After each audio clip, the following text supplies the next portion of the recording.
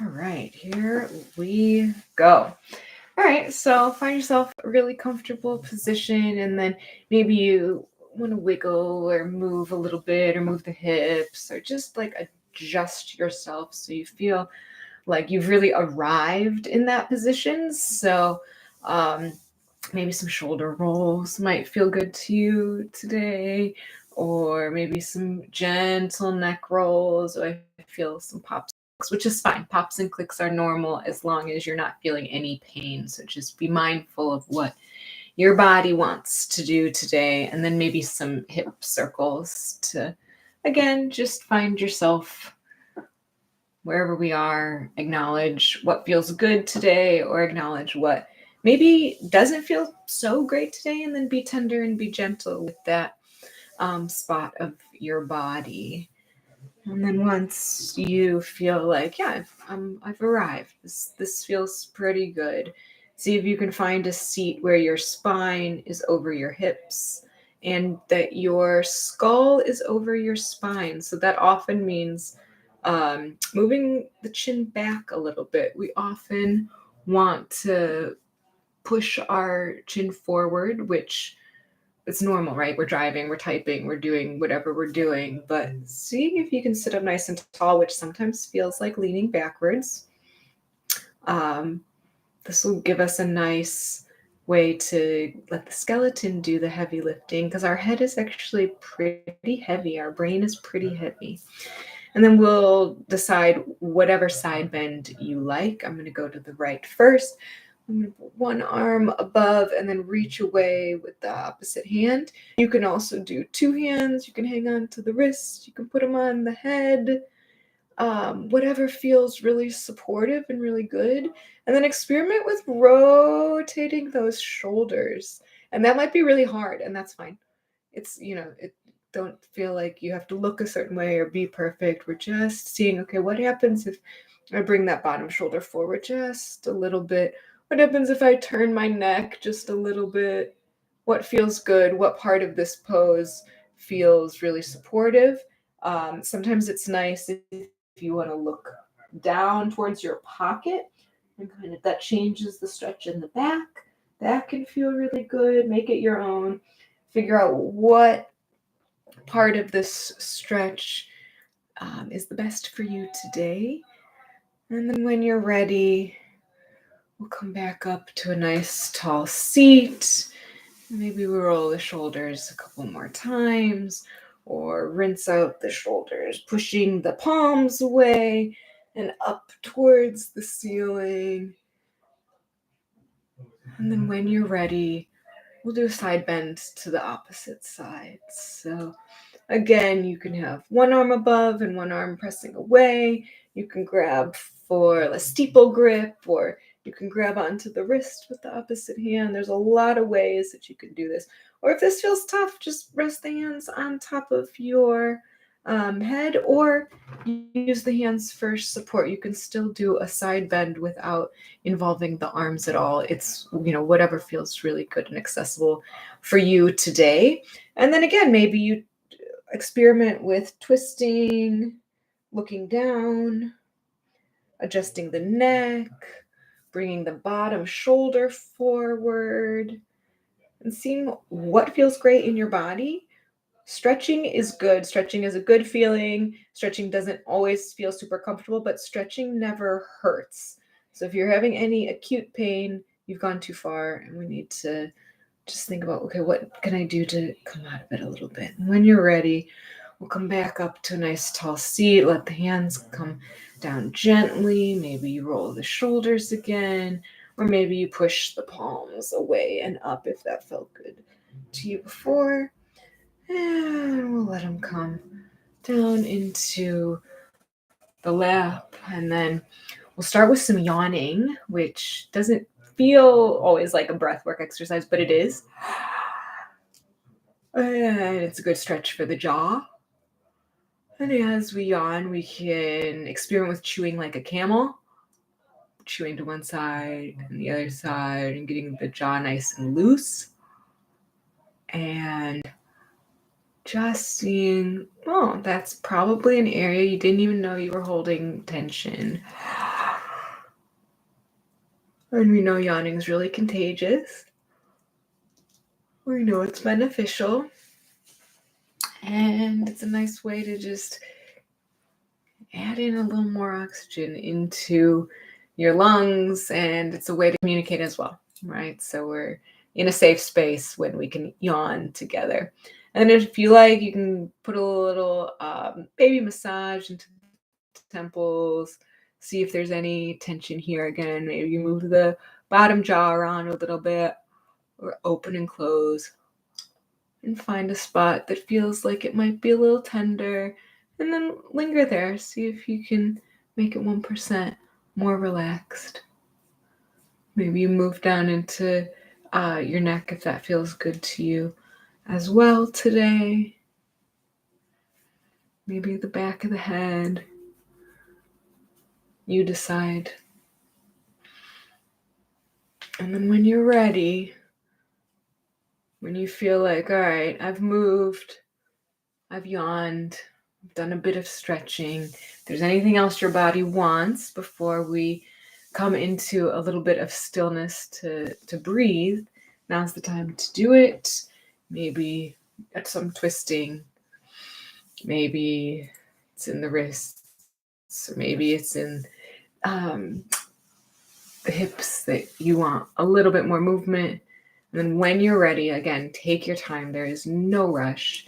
You can close your eyes. You can find some stillness. Or if that's not a good option for you today, you can lower the gaze.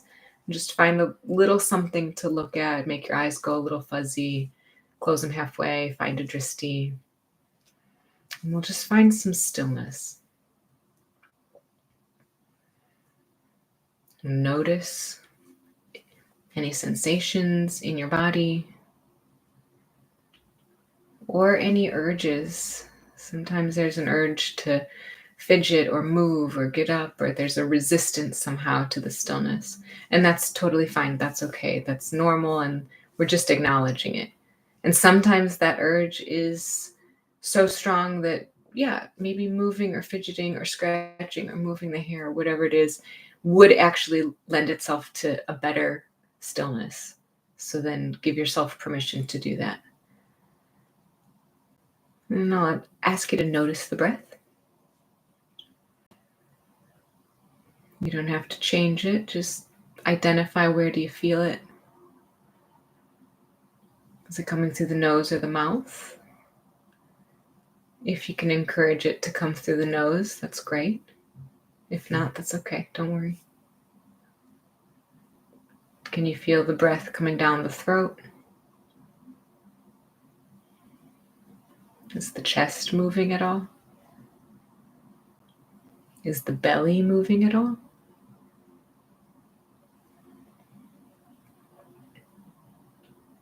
Can you breathe into your back body? Breathing into a tall, gentle posture, breathing up the sternum and down the spine, rooting the hips into the chair or the ground beneath you.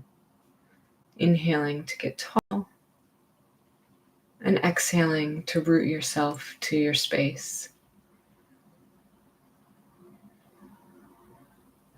If you have an intention you'd like to set for this practice, now is a great time to do that. It might be that you have something that you're working on or something that you're cultivating that you want to bring more into your life. And if you don't, that's okay. I'll invite you to adopt mine. Mine is about patience. I am a patient person. I'm exercising patience. I'm taking things at my own pace. I have no need to rush.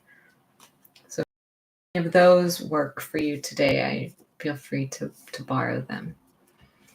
And then I have a little reading that I thought, when I read this, I was like, this is a really good one. This is a lesson we have to learn over and over. So as you're breathing up your sternum and down your spine, have a listen. I've started to realize that waiting achieves things. Waiting can be very, very powerful. time is a valuable thing. If you can wait 2 years, you can sometimes achieve something that you could not achieve today. However hard you worked, however much money you threw up in the air, however many times you banged your head against the wall. The people who are most successful at living and loving are the people who can learn to wait successfully. Not many people enjoy waiting or learning patience, yet waiting can be a powerful tool that will help us accomplish much good. We cannot always have what we want when we want it. For different reasons, what we want to do, have, be, or accomplish is not for us right now. But there are things we could not do or not have today, no matter what, that we can have in the future. Today, we would make ourselves crazy trying to accomplish what will come naturally and with ease later. We can trust that it is all on schedule. Waiting time is not wasted time. Something is being worked out in us, in someone else, in the universe. We don't have to put our whole life on hold while we wait. We can direct our attention elsewhere. We can practice acceptance and gratitude in the interim. We can trust that we do have a life to live while we are waiting. Then we go about living it. Deal with your frustration and impatience, but learn how to wait. The old saying, you can't always get what you want, isn't entirely true. Often in life, we can get what we want, especially the desires of our heart, if we learn to wait. Today, I am willing to learn the art of patience. If I am feeling powerless because I am waiting for something to happen and I am not in control of timing, I will focus on the power available to me by learning to wait. And then I'll invite you into a breath counting and holding exercise, the 4-7-8 breath. So this breath is an inhale for a count of 4, and you decide how long feels right in your body. And then it's a held breath at the top for a count of 7, and then a long, slow exhale for 8. So it looks like this. In, hold the breath at the top, and a long, slow exhale.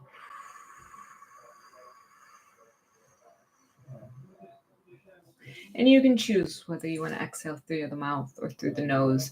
Maybe you try a little bit of both and you see which feels right in your body today. Inhaling for a count of 4, holding the breath at the top for 7, and exhaling for 8. And then I'll bring you back in a minute.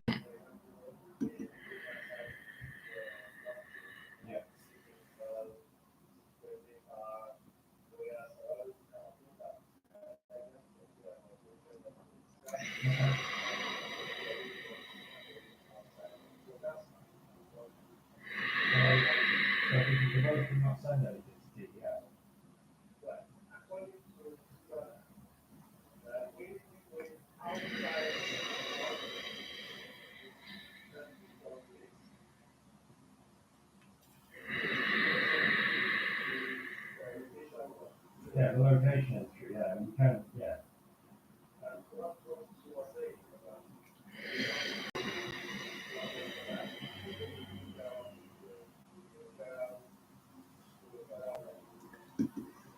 Take your time. There's absolutely no rush.